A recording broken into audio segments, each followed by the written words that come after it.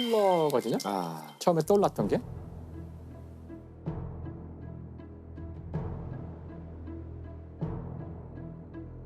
우선 그 많은 분들이 아시겠지만 그래도 혹시 모르니까 히틀러가 얼마나 나쁜 사람인지를 이야기를 조금 하지 않을 수가 없을 텐데 네.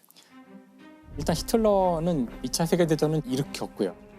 이 전쟁이 좀 특별했던 것은 이 히틀러는 독일 민족이 전 세계를 지배해야 한다는 그 목표하에 각 민족마다 어떤 서열이 있어서 제거돼야 될 민족들도 있었어요.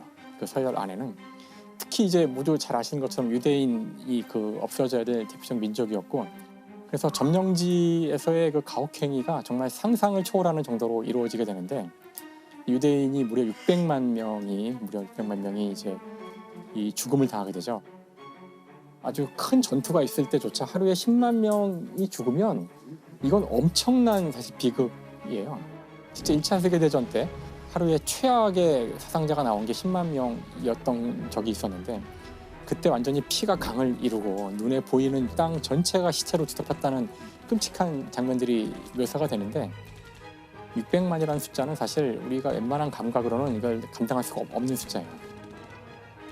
유대인만 죽인 건 아니고 사실 지금의 러시아, 우크라이나죠 주로. 슬라브 전체를 다 우크라이나 지역이 곡창지대거든요. 네. 곡창지대의 저 곡식은 독일 사람들이 먹어야 되는 곡식이기 때문에 최종적 목표는 슬라브인을 다 죽이고 그 자리에 독일인이 가서 농사를 짓고 사는 것이 히틀러가 추구했던 미래의 모습이에요.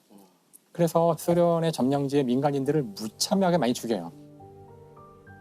얼마나 빨리빨리 이들을 죽이기 위해서 열차를 옮길 수 있는지 열차 아까 시각표를 다 최고의 수학자들이 모여서 그 시각표를 디자인하고 가장 빠르게 이들을 죽이고 소각하기 위해서 지방이 많은 여성을 시체들을 밑에 깔고 그 위에 남자를 까는 게 더 빠르다. 이것 여기 수많은 과학자들이 들어가서 연구를 하고 순조로울뿐만 아니라 아주 효율적으로 이 일을 진행을 했던 거예요.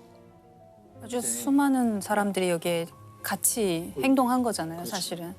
그렇죠. 행정적으로도 그렇고 엄청나게 많은 사람들이 여기에 관여했어야만 했는 거죠. 어떻게 그런 일이 가능했을까?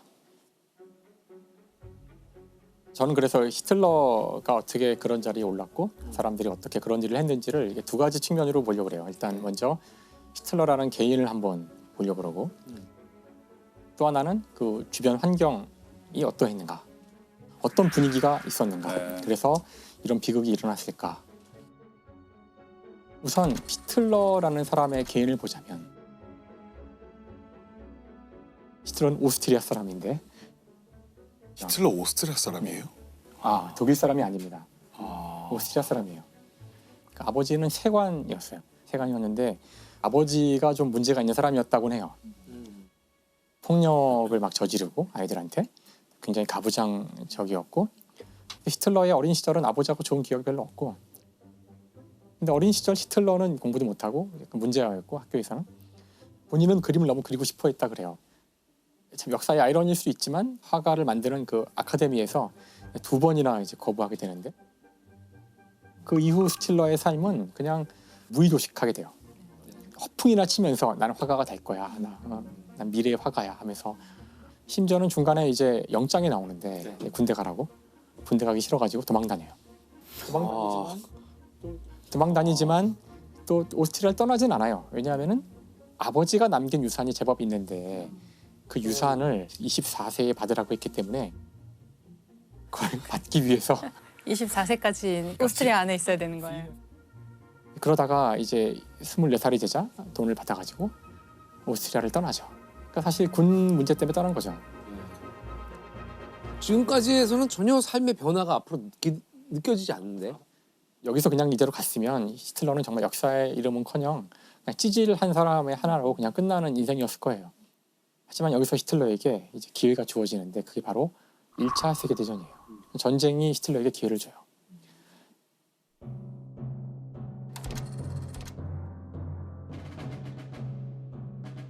1차 세계대전이 터지자 이 전쟁은 독일 민족주의를 내건 전쟁이거든요. 독일 민족, 슬라브 민족, 민족과 민족이 충돌한 그런 전쟁이기 때문에 누구보다 히틀러는 이 전쟁을 정말 반겼고 오스트리아에서는 군대 안 가지고 도망 다녔잖아요. 본인이 자원 입대를 해요. 독일에 자원 입대를. 독일 사람도 아닌데 독일 군대에 정의감에 불탔고 정의감에 불타서 자원 입대를 하게 돼요. 당시 히틀러는 연락병이었대요. 총알이 쏟아지는 그 와중에 전방과 후방을 직접 오가면서 그 전력 역할을 하는 건데 그 연락병 역할을 충실히 수행을 하여 1차 세계대전에서 히틀러는 철십자 훈장을 2급, 1급에서 각각 2번을 받아요. 당시 이제 전쟁이 끝난 독일은 엄청난 혼란에 휩싸이겠죠. 네. 그 과정에서 엄청난 학살들이 일어나고 그러니까 굉장히 혼란스러운 상황이 돼요. 네. 이 혼란이 사실은 히틀러에게 기회가 돼요. 이 찌질했던 히틀러지만 군대에서는 자신의 충성심을 보여줬잖아요. 군인이었던 히틀러에게 하나의 명령이 떨어지는데 히틀러를 노동자 사회당에 투입을 하는데 뿌락치로 보낸 거예요. 아, 예. 가서 이제 동태를 파악하고 거기 갔던 히틀러가 이제 가만히 듣다 보니까 뭐 막 떠들 거 아니에요. 뭐 정치는 이래야 된다, 뭐 노동자는 이래야 된다. 원래는 조용히 관찰을 해야 되는데 네. 듣다 보니까 어이가 없는 거야. 그래서 이 사람이 막 떠든 거예요. 열변을 토한 거예요. 사람들한테 아, 뿌락지로 들어가서 관찰만 들어가서 하려고 하다가 하다가 못 참고. 도대체 말이야 이런 엉터리들아 이렇게 하지 말고 이렇게 해야지 말이야 지금 막 이렇게 떠드는데 그걸 듣고 보니까 그 말이 맞는 것 같고 되게 말을 잘하네.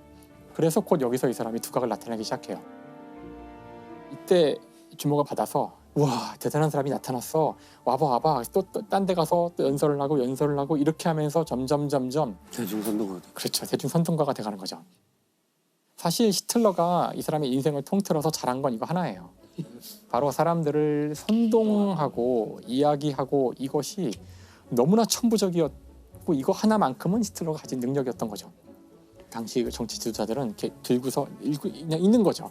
중간중간 읽으니까 다 재미가 없고 다 딴 생각하다가 끝나면은 와 박수치고 이런 상황인데 히틀러만 올라가면 무대가 불이 막 타는 거야. 막 열정에 불타게 되죠. 이 사람 말을 듣다 보면은 가만히 있던 사람들도 갑자기 막 고양돼가지고 와 소리 지르고 박수치고 다 일어나서 만세 부르고 이렇게 되는 거죠. 그러니까 요즘 우리가 생각하는 그런 종류의 연설을 하게 된 사람이네요. 이 맞아요. 사람은 이렇게 대화하는 것 같이 하기도 하고. 처음에는 조용히 시작해요. 처음에는 일단 사람들이 웅성웅성하고 있을 때 가만히 있더라고요. 그래서 완전히 주목을 해서 왜 얘기 안 하지? 뭐 거의 이렇게 될 때까지 기다리다가 아주 조용히 시작을 해요. 차근차근하게 시작해요. 처음에는.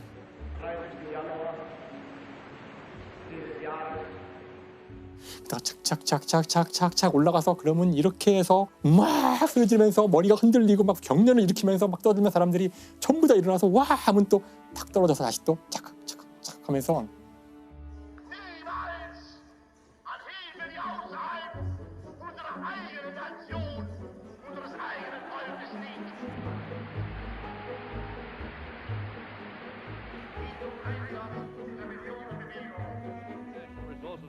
일단 이 연설을 분석한 사람들 말로는 핵심은 단순할 것. 그렇지.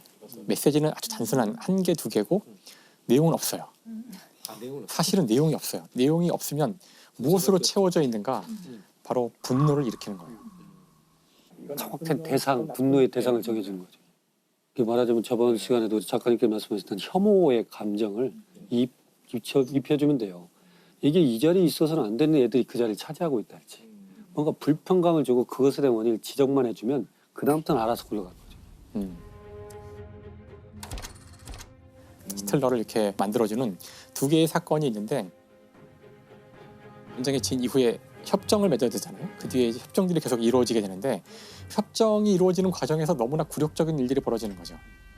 땅을 뺏기고 그다음뿐만 아니라 엄청난 배상금을 이제 물라고. 근데 그 배상금이 상상을 초월하는 액수였어요. 당시 지금 그렇지 않아도 독일은 붕괴된 상태라서 돈을 뭐 주기는커녕 지금 이 자체가 굴러가지 않는 상황인데 그러면은 너희 줄 때까지 우리가 너희 땅을 점령할 거야. 그리고 군대를 보내요. 너희 배상금 줄 때까지 우리 안 나가. 그러니까 이러니까 독일 국민이 정말 완전히 빡 치는 거죠. 야, 이걸 독일 군인이 그냥 막고 있냐? 싸워야지. 우리 정부는 뭐 하나? 막 이러는 거죠. 그때 이제 히틀러는 지금이 기회다. 지금이야말로 쿠데타를 일으킬 절호의 시점이다 해가지고 쿠데타를 일으켜요. 그런데 계속 나오겠지만 히틀러는 기본적으로 이렇게 이런 거에 능한 사람이 아니에요. 경제적, 정치적, 역사에 대한 뭐 이런 통찰력이 있는 사람이 전혀 아니에요. 연설은 잘하지만 개인적으로 만나면 쭈뼛거리고 사람들하고 소통도 어려워하는 그런 사람이에요. 이런 위치에 올라갈 거라고는 상당히 이해하기 힘든 그런 캐릭터죠. 시원치 않게 기획되고 그냥 제대로 잘 진행되지 않은 쿠데타는 진압당해요. 그래서 이제 감옥에 가게 되는데 이게 기회가 돼요. 사실은 사실 반역자잖아요. 그렇죠. 보통 그러면 뭐 엄청난 중벌을 받는데. 보통은 이걸로 끝나죠. 정치 인생이 끝나게 돼야 되는데 쿠데타에 실패하고 감옥에 들어가는데 재판이 진행되죠. 이 재판을 이용하죠. 거기서 또 언변이. 그래, 이거 내가 다 주동한 거야. 내가 다 한 거고 나는 새로운 독일을 원했고 지금 봐봐. 이 말도 안 되는 정부가 나한테 권력을 주면 이렇게 안 할 거야. 이러자 오히려 사람들은 박수를 치고 그 마음이 뭔지는 알겠어요. 우리가 봤을 때 막 나라가 지금 엉망이고 개판이 됐는데 쿠데타가 마음속으로는 또 성공했으면 좋겠다고 생각하는 사람도 있었을 것 같아요. 그런데 실패했는데 자기를 인정했어. 인정하고 난 후회하지 않는다. 적의 적은 나의 동지죠. 결국 법원이 결국은 여기 극형 같은 걸 때려야 되는데 그렇죠. 5년형을 선고하게 되고 그다음에 감옥에 있을 때에도 엄청난 대접을 받아요.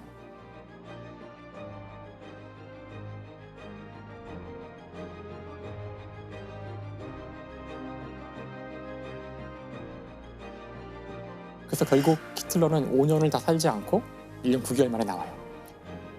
그 감옥에 있는 동안 히틀러가 놀지 않고 뭔가 중요한 일을 해요. 책을 써요. 아, 그게 나의 투쟁인가? 그게 나의 투쟁이죠. 나의 투쟁. 아, 예. 그 책이 사실은 이후에 이제 모든 이 히틀러의 악행이 일어날 때 근거로 삼았던 법전이 바로 나의 투쟁이에요. 인류 역사상 인쇄물로 해서 가장 많은 피해를 일으킨 두 권의 책이 아까 말씀드렸던 악마의 망치죠. 아내의 망치하고 이 두 권을 선정해요. 나중에 독일의 모든 가정에 한 권씩 읽게 되고 이 책을 읽지 않은 사람은 없어요. 독일에서는 나중에 성경이 되는 거죠. 근데 이 책은 정말 편견과 정말 말도 안 되는 이야기로 가득 차 있는 자신의 미화로 가득 차 있는 책이에요. 근데 교양이 없고 아무것도 모르는 사람이 쓴 책인데 이런 책을 사람들이 보고 그 책에 따라 움직인다는 게 진짜 무서운 일이죠. 어쨌든 히틀러한테는 그 쿠데타 시도가 자신을 전국구 스타로 만드는 계기가 돼요. 이제 두 번째 기회가 히틀러를 총통의 자리로 보내게 되는데 1929년 10월 뉴욕의 증시가 하루아침에 곤두박질치는 경제 대공황이 오는 거죠. 당시 독일도 여기에서 헤어날 수 없게 되는데 사실 이런 위기에 봉착하면 할 일이 많거든요. 뭐 사람들의 복지 수준을 줄이고 그다음에 임금을 세금을 높이고 이런 많은 정책들을 해서 이 위기를 타파해야 되는데 그런 정책을 피려고 하려면은 의회의 동의를 구해야 되고 근데 의회에서는 이걸 논의하긴커녕 맨날 파당 싸움만 하고 이러고 있는 거였죠. 그래서 히틀러가 이제 이걸 놓쳤을 리가 없잖아요.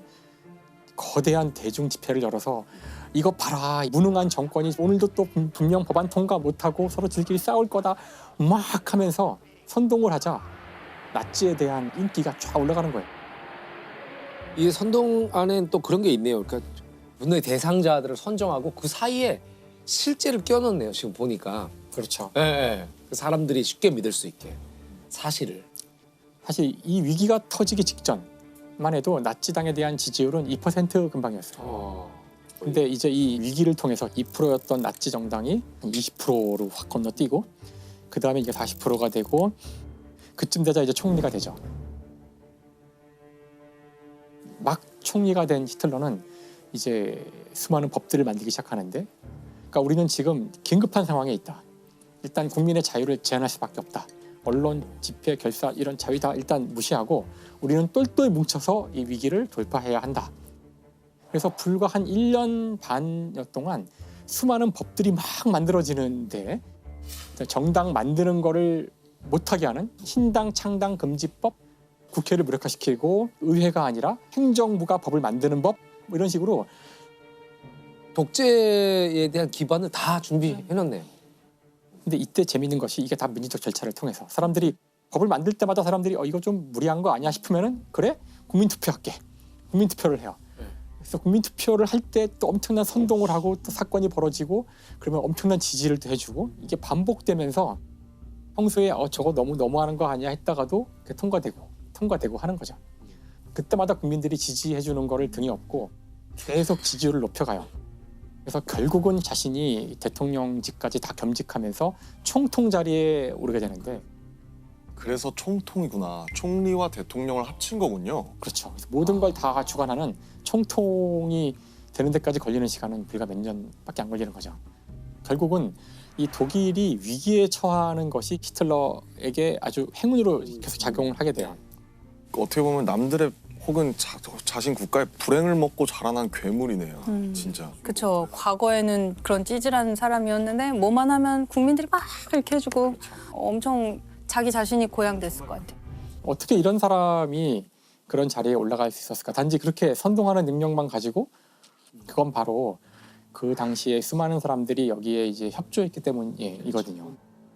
권력을 가진 정치인들이 있고, 그다음에 돈을 많이 갖고 있는 자본가들도 있고, 그 소위 말하는 권력가들이 있잖아요. 결국은 이들이 허용을 했기 때문에 히틀러가 그 자리에 간 거예요. 일단 이 당시 이 독일의 상황에서 지배 세력이 가장 두려워했던 것은 공산주의 혁명이래요. 이 1920년대의 유럽의 상황으로 다시 돌아가 보면 혁명이 막 일어나서 거기 왕 다 죽이고 뭐 주의족들 다 죽이고 이후 내전이 벌어지고 진짜 수천만 명이 죽었어요.